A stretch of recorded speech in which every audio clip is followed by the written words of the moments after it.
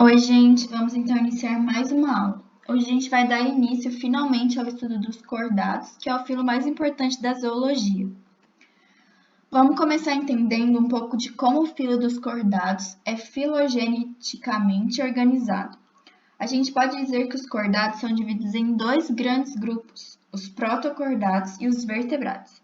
O grupo dos protocordados não possui uma classificação taxonômica definida, mas os vertebrados, que também são conhecidos como craniatas, são um subfilo.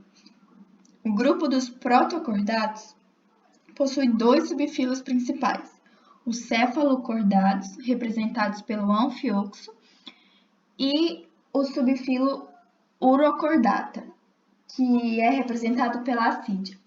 Por sua vez, o subfilo dos vertebrados ele é dividido em dois infrafilos, o infrafilo Agnata e o infrafilo Gynastostomata. A superclasse o infrafilo Agnata possui dois representantes principais, a lampreia e o peixe-bruxa. Dentro do infrafilo Gynastostomata, existem duas superclasses que separam os animais aquáticos dos animais terrestres. Os peixes, que são as superclasses dos animais aquáticos, são divididos em várias classes, que não são tão importantes da gente saber. Já os tetrápodes, que é a superclasse dos animais terrestres, incluem as classes que a gente tem que saber, que são as classes anfíbia, reptília, classe das aves e a classe mamária. Mesmo sendo um filo mais complexo, a gente também estuda aqui no filo dos cordados as características gerais do filo, como fizemos com todos os outros grupos zoológicos. Os cordados, então, eles são enterozoários, triblásticos, possuem simetria bilateral, são celomados e deuterostômios, que é a característica que aproxima os cordados aos equinodermos, como a gente viu na aula passada. E a novidade evolutiva dos grupos dos cordados é a notocorda, que é uma estrutura embrionária importante para o desenvolvimento do eixo axial do animal, ou seja, do eixo de sustentação central do corpo do animal.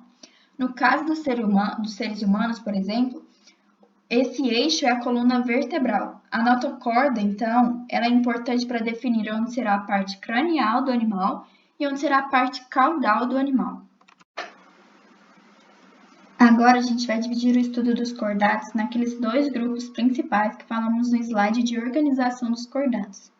Vamos estudar primeiro o grupo dos protocordados e em seguida daremos início ao estudo dos vertebrados, onde a gente vai gastar a maior parte do nosso tempo por ser a parte mais importante dos cordados.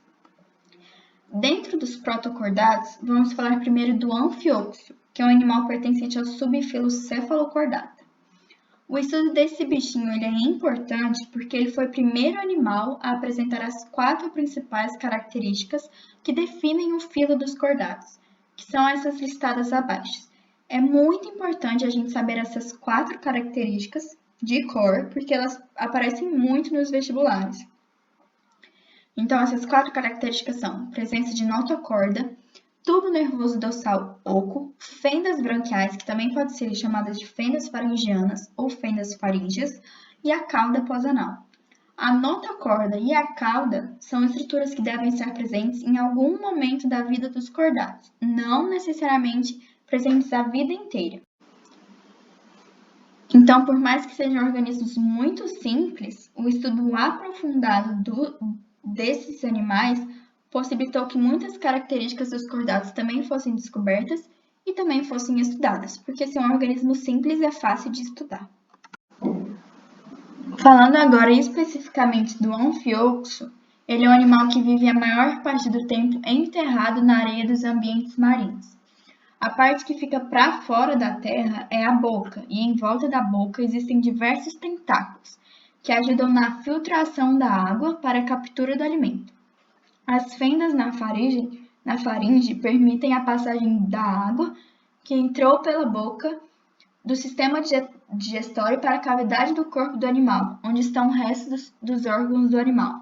Desse modo, a água consegue banhar o corpo do animal, sendo responsável tanto pelas trocas gasosas como pela distribuição dos nutrientes obtidos na digestão. Então, a água que entrou na cavidade pelas fendas faríngeas sai do corpo do animal pelo atrióporo. Apesar do anfíoxo ficar grande parte do tempo enterrado, o anfíoxo também é capaz de deixar sua toca e nadar até outro local. A natação do anfíoxo é semelhante à dos peixes e baseia-se na contração coordenada de músculos presentes na lateral do animal, que levam à flexão da notocorda, o que produz ondulações de um lado para o outro, o que impulsiona o corpo para frente. Então, a presença da notocorda é aquela que impede que o corpo do animal seja encurtado durante a contração dos músculos, porque se não tivesse a notocorda, quando os músculos contraíssem, o animal ia encurtar de tamanho. E o sistema digestório do anfíoxo é completo. A boca é a parte de entrada do sistema digestório e o ânus é por onde saem as excretas. O sistema circulatório do anfíoxo é aberto e o anfíoxo possui uma estrutura semelhante ao coração, que impulsiona o sangue. Agora mudando para o subfilo Urocordata, que tem a assídia como principal representante, nesse subfilo, a gente não precisa saber muita coisa. O que eu quero destacar aqui para vocês é que os urocordatos também podem ser chamados de tunicados, pois possuem uma túnica, que é um revestimento em volta de todo o corpo do animal. Essa túnica que envolve o corpo do animal, ela é composta principalmente por tunicina, que é um composto semelhante à celulose presente nas árvores, nas plantas. Esses animais também são filtradores, assim como o anfíoxo, e a água entra pelo sifão inalante e sai pelo sifão exalante. Essas duas estruturas estão presentes na parte cranial, na parte de cima do animal. As fendas faringianas das assídias funcionam do mesmo modo das fendas faríngeas do anfíoxo.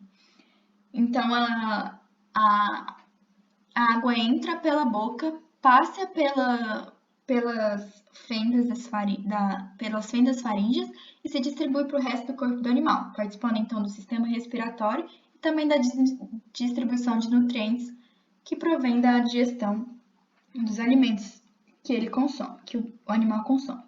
Falando especificamente das assídias, que é um dos representantes do subfilo, elas são animais sésseis, mas existem outras espécies de urocordatos que são livre-natantes.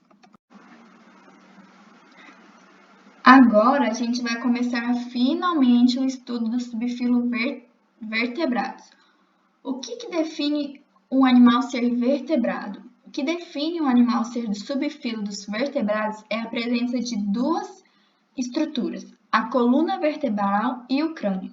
Essas duas estruturas podem ser tanto cartilaginosas como ósseas. Nesse slide, eu quero mostrar para vocês o cladograma dos vertebrados, que é muito comum de aparecer em provas de vestibulares. A gente vai ver as novidades evolutivas quando a gente for falar de cada classe apresentada aqui no cladograma. Mas tem esse cladograma, guardado na cabeça de vocês, porque ele sempre aparece em algum vestibular, tá bom? E prestem atenção nas características que diferenciam cada grupo. Então, se vocês conseguirem, tirem um print desse cladograma e fiquem olhando para ele um bom tempo, porque é muito importante. E aí, dentro dos vertebrados, existem dois infrafilos, como a gente falou lá no início da aula. Os agnatas e os gnatostomados. Agora a gente vai falar dos agnatas. Tanto a lampreia quanto o peixe-bruxa, que é também chamado de feiticeira, tem notocorda durante toda a vida desses animais. Mas existe uma diferença entre eles quanto à coluna vertebral. As lampreias possuem coluna vertebral cartilaginosa, que é revestida pela notocorda. Já os peixes-bruxas, como uma exceção dos cordados, não possuem coluna vertebral. Lembra que a gente falou nos slides anteriores que para ser considerado vertebrado tem que ter coluna vertebral. E também uma das características é a presença de notocorda. Então, o peixe-bruxa é uma exceção, porque ele não tem coluna vertebral. Por fim, esses animais possuem fendas faríngeas na superfície do corpo. E agora, essas fendas são estruturas próprias para respiração apenas.